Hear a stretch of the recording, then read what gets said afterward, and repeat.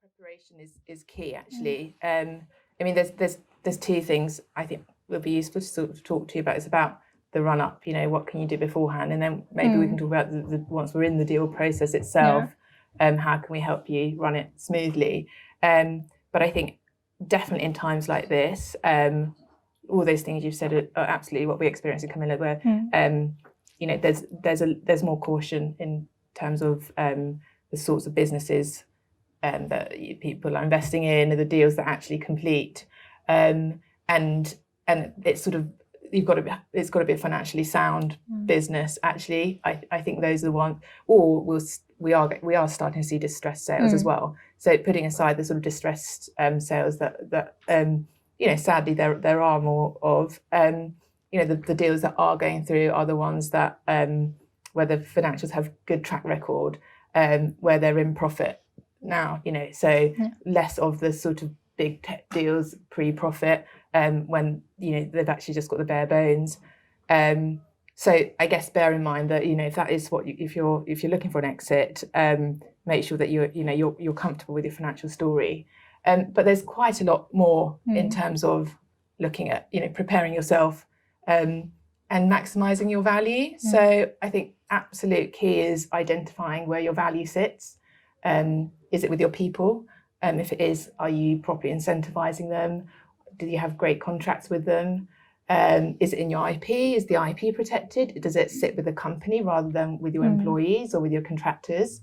Data is so important, isn't it? I mean, you guys do a lot in this space, but data integrity, absolutely essential if your business is, well, regardless of if your business is a data business, because it can cost your business a lot of money if you don't have that right, or if all your value sits in customer, your customer database, and there's lack of integrity in that.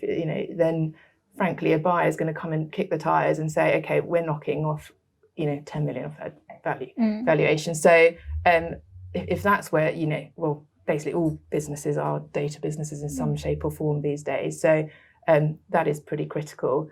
And key contracts, are your key contracts robust? Do you know when they're going to be up for renewal? Really important thing we say to businesses, especially ones that are coming out of this sort of startup phase, coming out of sort of seed investment phase, and when you're really trying to sort of scale, make sure that you have a really good organisation of all your contracts, because again, a buyer, an investor is going to come and want to be able to get a snapshot of all of that, and you'd be amazed, how many businesses don't have that in place. And no one blames startups. Startups have so much to do at the beginning. You have to really focus on your business plan. You need to focus on getting your customers. There's no point thinking about exit when you're building your business. So it's not surprising that actually people don't focus on these things. But actually when you're looking to really professionalize, to look for that big bit of investment, looking for that exit, then it's really important to get that right. And I suppose finally, sort of governance is something that adds value actually, especially if an expectation is that the management team are going to stay in the business after the exit. To be able to sell that story about your governance structure is really key. And actually, even just looking at SVP over the weekend, lots of reasons are being thrown at the reason for its collapse. But actually, one of the critical issues there was the governance was poor.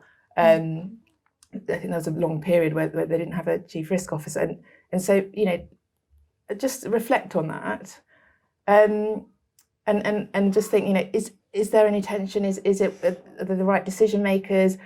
Are there enough people challenging me in the boardroom? Because actually, it's really nice to be working with people who think the same, but actually that's where you get real sort of blind spots. And so, and a buyer isn't going to necessarily think the same. So make sure that, you've got the right sort of board composition or non-execs who are going to sort of challenge you.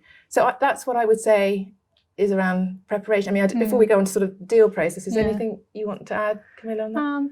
I guess from my perspective, that's one thing that was very interesting that you said, because we also, when we come in very early on a transaction, we look at things from a people, product, and process perspective.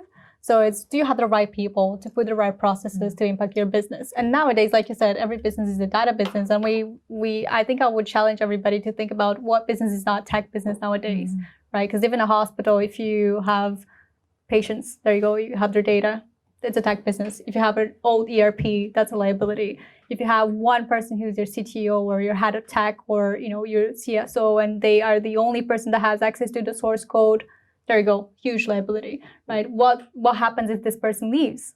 I mean, if you don't have your IP registered or, so we come very early to see those things. And that's very interesting because investment readiness is everything, I would say, nowadays. It sets a tone also for your investor or your buyer to see how, as a unit, as a company you are.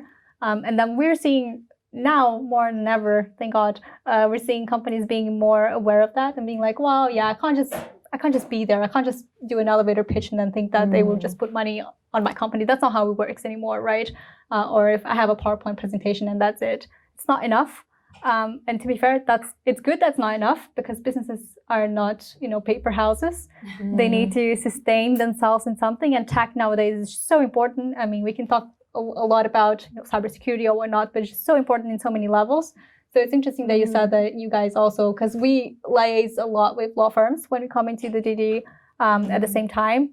And we raise those points as well, like, well, those guys are all contractors. I mean, what happens if they just are getting access to the code and just build another company? I mean, right? So then those points are so important actually to be raised at a very early stage.